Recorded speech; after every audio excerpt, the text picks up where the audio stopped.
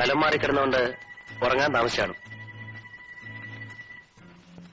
Bank മാനേജരോട് 2 ദിവസം കൂടെ കഴിഞ്ഞിട്ട് സരിത ഡ്യൂട്ടിക്ക് ജോയിൻ ചെയ്യുള്ളൂ എന്ന് ഞാൻ പറഞ്ഞോളാം. ഹോസ്റ്റൽ ഇവിടെ അടുത്ത് തന്നെ ഒന്നുണ്ട്, ഞാൻ അന്വേഷിക്കാം.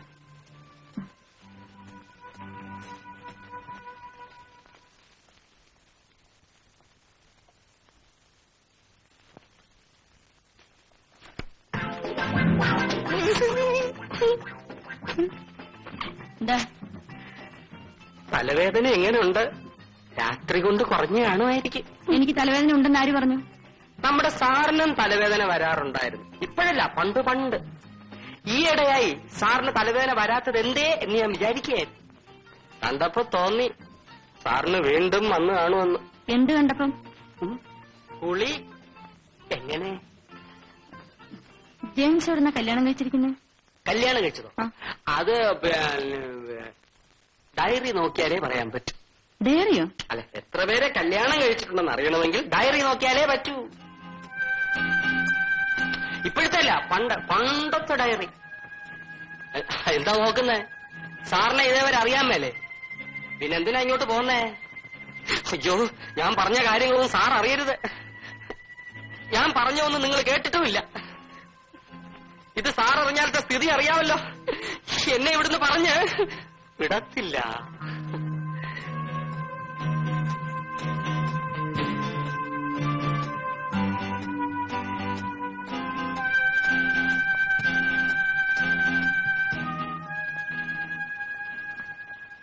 ഹോസ്റ്റൽ വാർഡൻ സ്ഥലത്തില്ല, 2 ദിവസം കഴിഞ്ഞേ വരൂ.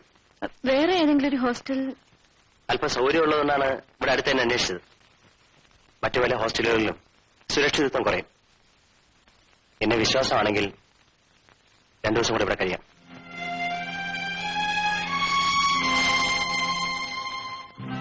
എന്നെ നശിപ്പിക്കരുത്. ഇനിയൊന്നും താങ്ങാനുള്ള ശക്തി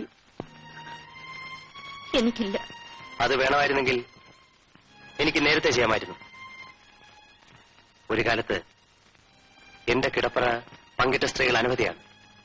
പക്ഷെ അതിലൊന്നുപോലും ബലാത്സംഗമായിരുന്നില്ല. അത്തരത്തിലുള്ള ഒരു ആനന്ദം എനിക്ക് വേണ്ടതിനും.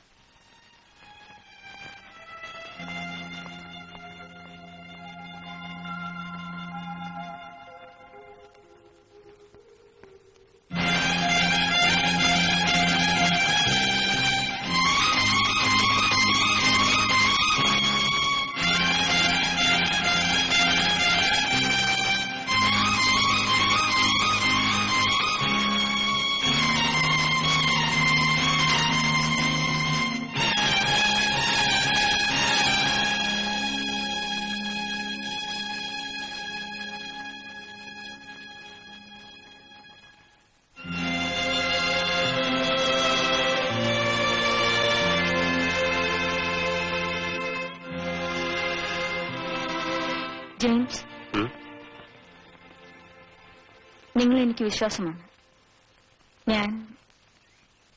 ഞാൻ ഹോസ്റ്റലിൽ പോകുന്നില്ല. Thank you. Okay sir, okay, thank you.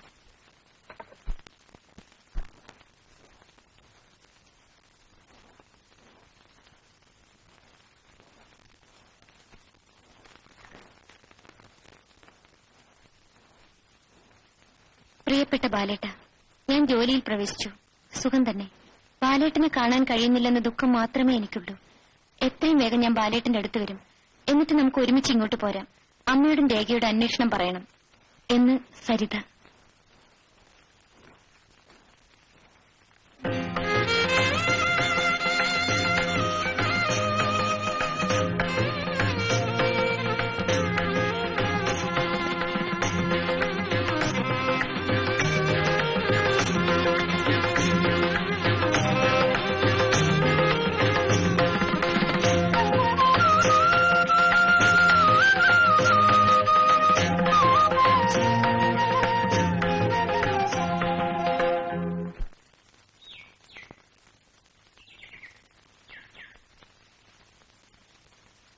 Good evening. Good evening. ഇരിക്കൂ.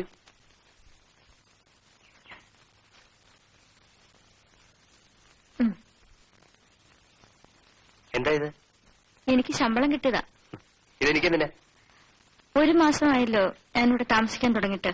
ഓ, വാടകയായിരിക്കും അല്ലേ? അതിനിവിടെ ഞാൻ ഹോസ്റ്റലോ ലോഡ്ജോ നടത്തുന്നില്ലല്ലോ. അയ്യോ, അതുകൊണ്ടല്ല, ജെയിംസിനെ ബുദ്ധിമുട്ടിക്കണ്ടല്ലോ എന്ന് കരുതിയിട്ടാണ്. അല്ലെങ്കിൽ എനിക്കിവിടെ താമസം. വേണ്ട, എനിക്ക് പേടിയാന്ന് വിചാരിച്ചേ സരിത ഇവിടെ കാവലൊന്നും കിടക്കണ്ട. ഇഷ്ടമുള്ളപ്പം ഇവിടെ ഇറങ്ങിപ്പോ. അല്ല ജെയിംസ്, ഞാൻ ജെയിംസിനെ വേദനിപ്പിക്കാൻ വേണ്ടി പറഞ്ഞതല്ല. എന്റെ മനസ്സിന്റെ തൃപ്തിക്ക് വേണ്ടി.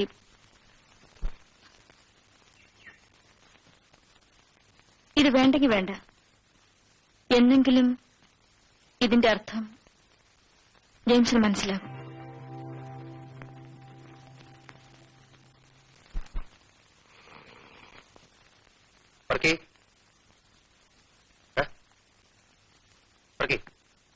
ആരടാ എന്നെ ഉറക്കത്തിൽ നിന്ന് വിളിച്ചുണർത്തുന്നത്? എന്നിട്ട് ചോറ് വിളമ്പിട്ടാ? വേണേ വിളമ്പി തിന്നോ, എന്നിട്ടാ പാത്രവും കഴുകി വെച്ചേരെ.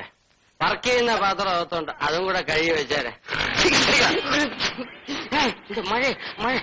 അയ്യോ സാറെ പോത്തി. നീ എന്താ പറഞ്ഞേ? നീ തിന്ന പാത്രം ഞാൻ കഴുകി. ആര് പറഞ്ഞു? ആരാ സാറിനെ കഴുകാൻ പറഞ്ഞു? സാർ പാത്രം. അയ്യോ ഞാനങ്ങനെ പറയോ സാർ? അയ്യോ കൊച്ചമ്മ ഇരിക്കണം സാർ. ഞാൻ സാറിന്റെ ശമ്പളം വാങ്ങിക്കുന്നതല്ലേ സാർ? സാർ പണം ചോദിച്ചു തിന്നണം സാർ. അയ്യോ സാർ, ഞാൻ സാറിനെ പറഞ്ഞു വിടത്തില്ല.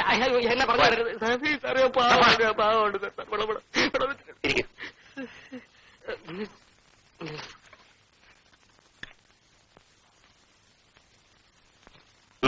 എന്താ?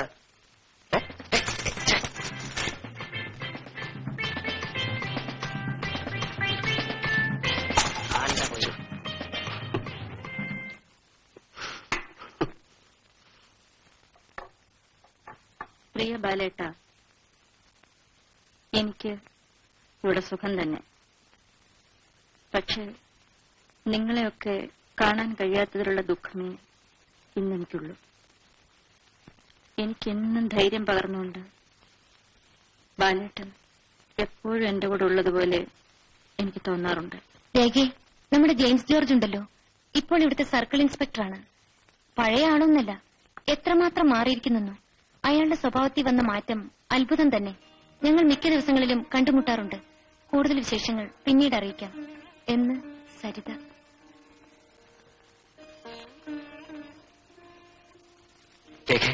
എന്താ ഏട്ടാ? സരിത അവളെ എനിക്ക് നഷ്ടപ്പെടുവോ? സരിത അത്തരക്കാരൊന്നുമല്ല ചേട്ടാ. മനുഷ്യ മനസ്സല്ലേ, എപ്പോഴാ മാറുന്നതെന്ന് ആർക്കറിയാം. ഈ ഫയലെല്ലാം ഓഫീസിൽ കൊടുത്തേക്കും. ശരി സാർ. സരിതയ്ക്ക് മനസ്സിലായോ? S I Krishnankutty.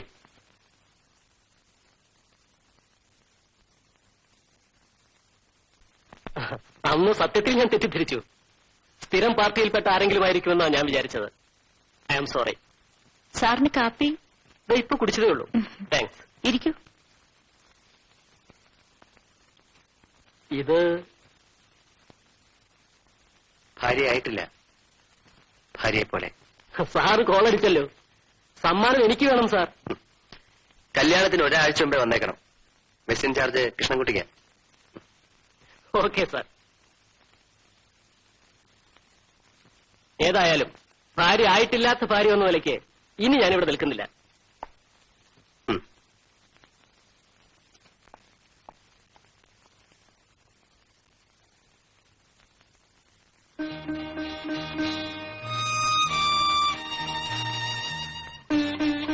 ജെയിംസ്, വളരെ നാളായി ഞാനൊരു കാര്യം പറയാൻ ആഗ്രഹിക്കുന്നു. സരിത പറയാതെ തന്നെ സരിതയുടെ മനസ്സ് പഠിക്കാൻ എനിക്ക് കഴിഞ്ഞിട്ടുണ്ട്. ജെയിംസ്, നിങ്ങൾ എത്ര വലിയ മനുഷ്യനാണ്. ഞാനും ബാലേട്ടനുമായിട്ടുള്ള ബന്ധം നിങ്ങൾ എങ്ങനെയോ മനസ്സിലാക്കിയിരിക്കുന്നു. നിങ്ങൾ ഞങ്ങളെ അനുഗ്രഹിക്കണം, ആശീർവദിക്കണം. ഇത്രയും വലിയ മനസ്സുള്ള നിങ്ങളെ തെറ്റിദ്ധരിച്ചില്ലേ? എന്നോട് ക്ഷമിക്കൂ.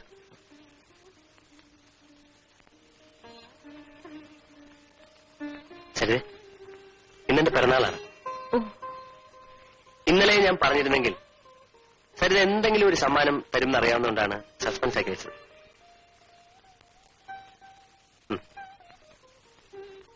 ഈ മോതിരം ഒരു സമ്മാനം. സമ്മാനം എപ്പോഴും ഓർമ്മിക്കേണ്ടതുകൊണ്ടാണ് അതിൽ പേര് എഴുതിയിരിക്കുന്നത്. ചേച്ചി. യെസ്, പുതിയ ജെയിംസ് ജോർജ്. സരിത അന്ന് പറഞ്ഞില്ലേ ഒരു ദിവസം കന്യാകുമാരിയിൽ പോയി അസ്തമയം കാണണമെന്ന്. ഇന്ന് പോവാം. ഇനി ഒരു ദിവസം ആവാം. എന്റെ പിറന്നാളായിട്ട് സമ്മാനവും തന്നില്ല. ഇന്ന് എന്റെ കൂടെ കന്യാകുമാരിയിൽ വന്നാൽ അതായിരിക്കും ഏറ്റവും വലിയ സമ്മാനം.